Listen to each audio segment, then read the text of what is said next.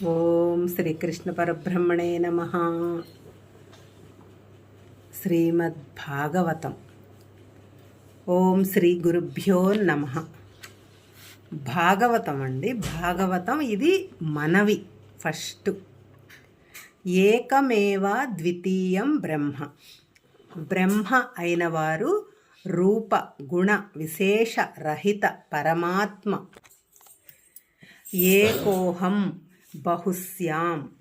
ఏకము అయ్యున్న తాను అనేకం కావాలని సంకల్పించి భగవంతునిగా వెలసి తన మాయాశక్తిని ప్రయోగించి పిపీలికాది బ్రహ్మ పర్యంతము సకల చరాచర విశ్వాన్ని సృష్టించి వినోదిస్తున్నాడు.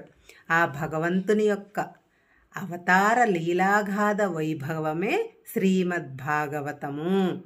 వాస్తవానికి భాగవతమును భక్త విజయమే అనవచ్చు.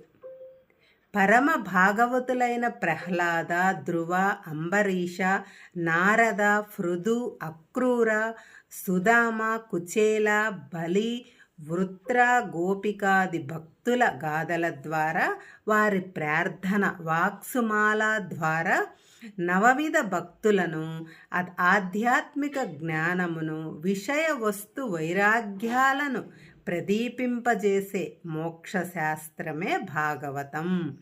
భాగవత శ్రవణము బ్రహ్మానందదాయకము. గ్రంథాధ్యయనము యోగాభ్యాసము, వేదాంత శ్రవణ గీత పారాయణాల ద్వారా కూడా లభించని శాంతి, ఆనందం, భక్తి, జ్ఞాన వైరాగ్యాలు భాగవత శ్రవణముచే లభించును. అది ముక్తి మార్గానికి దారితీయును. భాగవత శ్రవణ మాత్రముచే మోక్షము సిద్ధించగలదా అని చెప్పటానికి పరీక్షిన్ మహారాజు వృత్తాంతమే. ఇంతటి మహత్తర వస్తువును వాడుక భాషలో రాస్తే ఎంతో అధిక సంఖ్యకులు ఆనందంతో ఆనందమయ సంకల్పముతో ఈ ప్రయత్నం చేశారు. శ్రీ పోతన గారి భక్తి రసామృతముతో పాటు ఈ వ్యాసుల వారి వేదాంత జ్ఞాన సుధ కూడా రంగరించి కనుక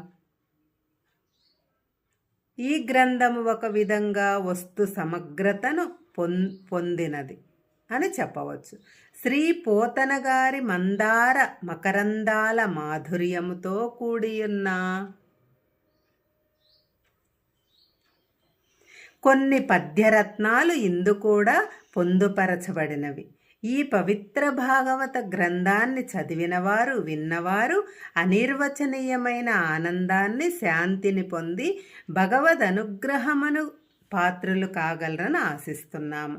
శ్రీమద్భాగవత సంగ్రహము అను ఈ గ్రంథాన్ని సరళ వ్యవహారిక భాషలో ఆయా విషయాలను, విశేషాంశములను, తాత్వికాంశములను సంగ్రహంగా సమర్థముగా తెలుగున రచించి ఇచ్చిన శ్రీ బాలగంగాధర పట్నాయక్ గారికి, దీనిని ఆమూలాగ్రముగా పరిశీలించి పరిష్కరించి ఇచ్చిన శ్రీ ఎం కృష్ణమాచార్యుల వారికి, శ్రీ గోలి వెంకటరామయ్య గారికి మా కృతజ్ఞతలు. ఇది ఒక అమృత కలశము. దీనిని తనివి తీరా ఆస్వాదించి ఆనందించుట పఠితుల వంతు. వారి ఆధరాభిమానాలను చూరగొనుట మా వంతు. హరి ఓం తత్సత్. ప్రకాశకులు, గీతా ప్రెస్, గోరఖ్పూర్. హరే కృష్ణ.